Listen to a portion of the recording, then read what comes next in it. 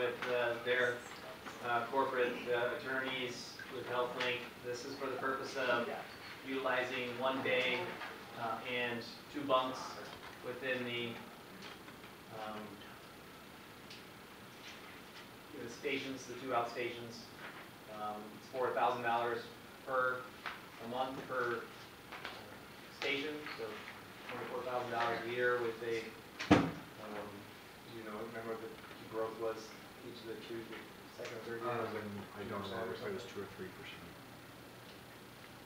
Increase in the preceding 2 years, so let's request a 3-year contract with gradual increases.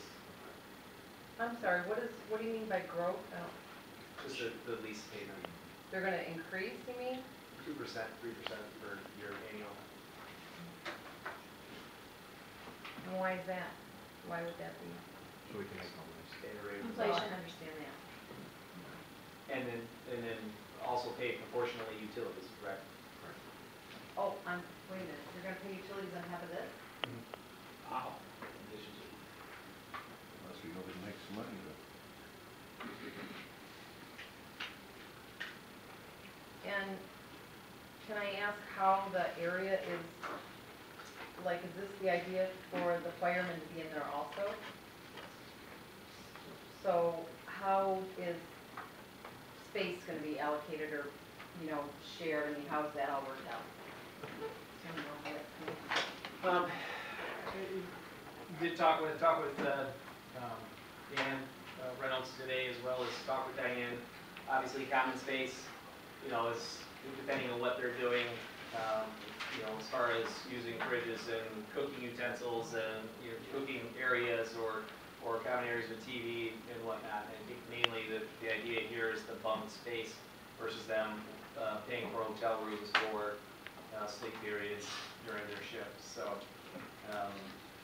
obviously we'll get to Diane and talk to both of them today about coordinating the operational efforts. Operationally they won't intermingle because SelectLink's not joining us in any particular efforts, and then our response is based on their need for assistance. So they're dispatched on their own through radio, and it would really just be a matter of whether or not we, anytime that they intermingle within the common areas.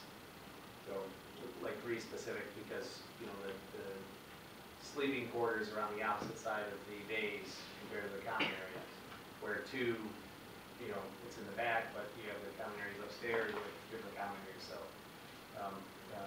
Deputy Chief Reynolds is just obviously concerned operationally with, that intermingling, and Diane is, same thing. The sit down group, their concerns. They both have obviously their own protocols for day-to-day behavior. Okay. Necessarily discipline or anything of that, but anything that's outside of that normal protocol. And how many people would it be? How many 2. people? 2 from HealthLink, and then our team would be how many at each station, like 4 to 6 or something like that? How many people are 4, there? and then outstations. Oh, okay. 4. Minimally 4. And then what Mr. Martin just handed us is? This simply has to do with a resolution that my understanding is was brought forth by Councilman Yule last week, notices concerns. So would I address them? But this isn't, okay, John, can I wait a minute, because this isn't anything to do with this No. lease. Absolutely. Oh, I thought you were trying to give us something. No, I'm sorry. Okay. No. So, any other questions regarding the lease, folks? Yeah. Madam Chair? Yes. I was around when the Taylor Auxiliary Fire Department was here, and they were firefighters working alongside firefighters, but the auxiliary was always a thorn in the side. Although it was negotiated, they were negotiated. They were a thorn in the side of the firefighters, and animosity was pretty significant. I'm concerned that the mixing of sworn personnel and private personnel may not work all that well. That's just a concern. I could be wrong. Is that $2,000 per month per station? Or is that $2,000 per month per total? It's $1,000 per station. Okay, so it's 2,000 total. 24, it's 24,000. If you use that figure correctly, I had a question about that. 1,000 per month.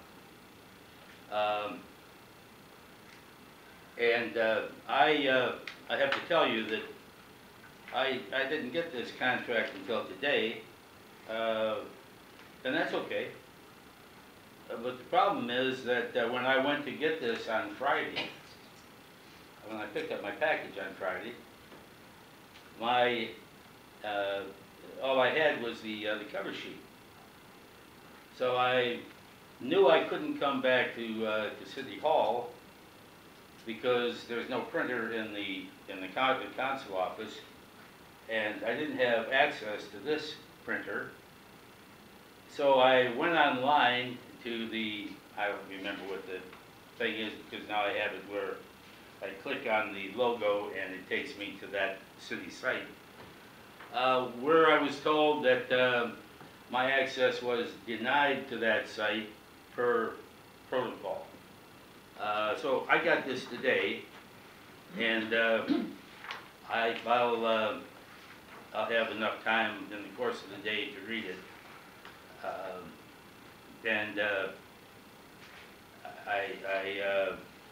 I wonder if this is part of that package that was going to give us the all-new fire trucks and et cetera, that you talked about 6 weeks ago or so, Mayor.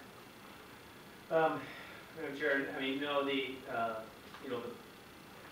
this dollar amount's not gonna pay for anything. This is, again, I don't know if it makes it words, I guess, from an article or from a newspaper, a journalist writing, but bids were due today for one package, and that's the trucks stuff. Truck and bucket gear. Also, both were due today, so bid opening is tomorrow, 10 a.m.